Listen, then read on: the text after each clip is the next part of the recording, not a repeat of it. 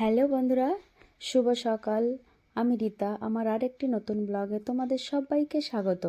আশা করছি যে যেখান থেকে আমার এই ভিডিওটি দেখছো সবাই ভালো আছো আর সুস্থ আছো। বন্ধুরা, আমরাও কিন্তু বেশ ভালো আছি। বন্ধুরা, আজকে হচ্ছে শনিবার আর এখন বাজে সকাল 7টা। তো আজকে দেরি হয়ে গেছে ঘুম থেকে উঠতে, কারণ হচ্ছে বৃষ্টি। বন্ধুরা, বৃষ্টি হয়েছে তো, তাই সকালে যখন ঘুম থেকে উঠি তখন অন্ধকার ছিল। তো ভাবলাম যে এখন অন্ধকার, তো আর একটু ঘুমিয়ে পড়ি। আর যখনই শুতে এসেছি তখন অনেক বেলা হয়ে গেছে। তো উঠে গেছি তোমার 6:45টার সময়। উঠে ফ্রেশ হতে হতে আবার 7:30 বেজে গেছে। তারপরে এই যে ছেলেকে নিয়ে একটু ছাদে গেছিলাম। আর বেশি চাপ নেই বন্ধুরা, যেহেতু ছেলের পরীক্ষা আছে সোমবারের দিন, আর এর মধ্যে কোনো পড়াও নেই, মানে প্রাইভেট নেই। তো ঘুম থেকে উঠে ও বলছে, মা আমিও ছাদে যাব, বৃষ্টি হচ্ছে, আমি দেখবো কীরকম ঠান্ডা পড়ছে, এটাই বলা বলি করছিল। তারপর ছাদে এসে দেখলাম সব জায়গা একদম ভিজে গেছে বন্ধুরা বৃষ্টিতে। যা হোক, কিছু করার নেই, বৃষ্টি হচ্ছে, এখন কি করা যাবে বলো। তারপর এই যে চলে এসেছি আবার নিচে। নিচে এসে ঘর দুয়ার ঝাড় দিলাম। আর থালা বাসনগুলো তো আমার ধোয়া ছিল, রাতের বেলা সব ধুয়ে রেখেছিলাম। ভালোই করেছিলাম এখন সেটাই মনে হচ্ছে, কারণ কালকে যখন ঘুমে তখন কিন্তু বৃষ্টি টিষ্টি ছিল না। এই ঘুম থেকে উঠেই দেখলাম বৃষ্টি শুরু হয়ে গেছে। তো কলপারে তো বৃষ্টি আসে, তার জন্য ভালোই হয়েছে যে আমার থালাগুলো ধোয়া হয়ে গেছে। তো দেখো বন্ধুরা, আমার আজকে টার্গেট ছিল সকালে উঠে ঘরটা মুছবো, কিন্তু বৃষ্টি হলেও কিছু করার নেই, আমাকে ঘরটা মুছতে হবে। তাই ঘরটা আমি যে মুছে নিলাম। তারপর ছেলে আবার পড়তে বসবে, তো আমি বিছানাটাও সব গুছিয়ে দিয়েছি। আর এখন ছেলে এখানে পড়তে বসবে। তো বিছানার মধ্যে বসে পড়লে না ঘুমটা বেশি থাকে, তাই জন্য আমি ওকে বিছানার মধ্যে বসে পড়তেই দিই না। তারপর দেখো বন্ধুরা, সব কাজ টাজ কমপ্লিট করে এই যে নিজেকে একটু ফ্রেশ করে নিচ্ছি। বাসি জামা কাপড়গুলো এগুলো ছেড়ে দিয়েছি, আর এখন আর একটা জামা পরে নিয়েছি। আর একটু স্কিন কেয়ার করে নিচ্ছি, কারণ সারাদিনে তো টাইমই পাওয়া যায় না, এক চান করার পর ছাড়া আর কোনো টাইমই হয় না। তো এই যে দেখো বন্ধুরা, এখন যেহেতু শীত পড়েছে, একটু মানে সব হাত পা কেমন একটু টান টান ধরে, তাই না? তাই জন্য এই যে হাতে পায়ে লাগানোর জন্য একটা লোশন ভেসলিন লাগিয়েছি, মুখের জন্য নিভিয়া সফট এই ক্রিমটা লাগাই, আর ঠোঁটের জন্য পপ, সুগার পপ আছে যেটা, ওটা লাগাই। ব্যাস এখন একটু আমি নিজেকে ফ্রেশ করে নিলাম, মানে যতক্ষণ আমি চান না করছি ততক্ষণ নিজে একটু মানে ফ্রেশ থাকবো।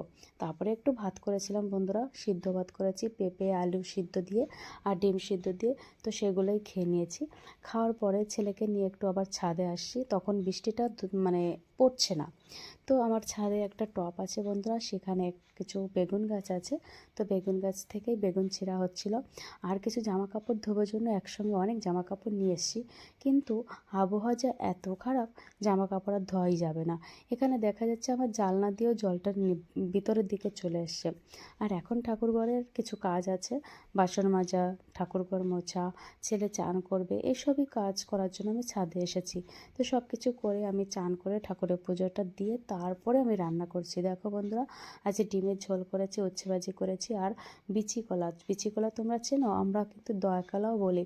ব্যাস এইগুলোই রান্না করেছি, ভাত রান্না করেছি। তো চান করে এসেই আমি কিন্তু এই রান্নাগুলো করেছি বন্ধুরা। তো রান্না করেছি, এখন খাওয়া দাওয়া করবো। আর যেহেতু ঠান্ডা ঠান্ডা পড়েছে, বৃষ্টি হচ্ছে, ঘুম তো পাচ্ছে।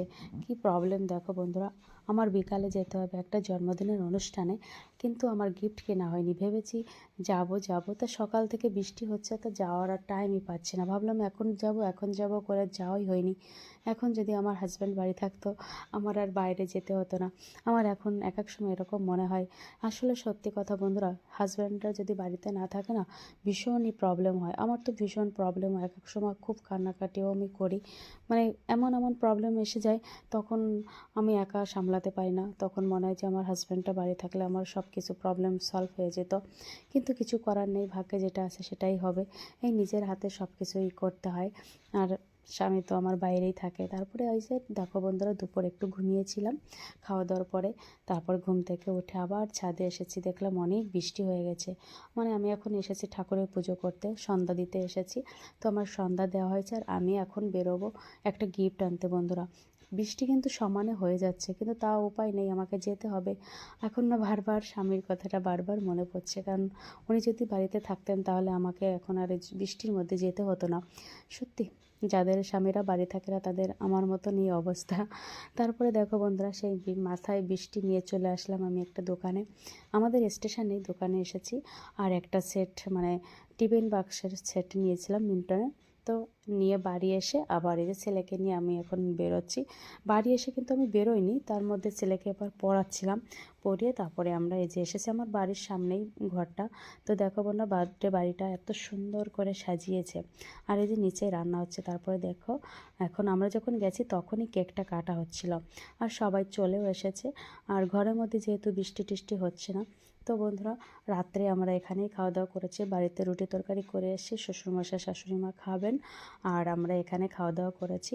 তার এখানে খাওয়া দাওয়া কিন্তু বেশ খাবার ছিল। আর দেখো বন্ধুরা, এই যে বার্থডে গার্ল আর বার্থডে যে কেকটা ছিল, কেকটা কিন্তু খুব কিউট কেক বানিয়েছে, একটা পুতুলের আকৃতি করেছিল, খুব সুন্দর ছিল। খুব আনন্দ করেছি এখানে যে খাওয়া দাওয়া সেই হেভি খাওয়া দাওয়া দিয়েছিল, মানে মাটন বিরিয়ানি, চিকেন বিরিয়ানি, যে যেটা খাবে খাবে।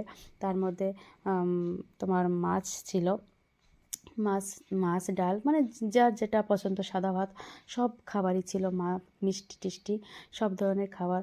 আর খাওয়া দাওয়াটাও খুব ভালো হয়েছিল, আর অনুষ্ঠানটাও ভীষণ সুন্দর হয়েছিল।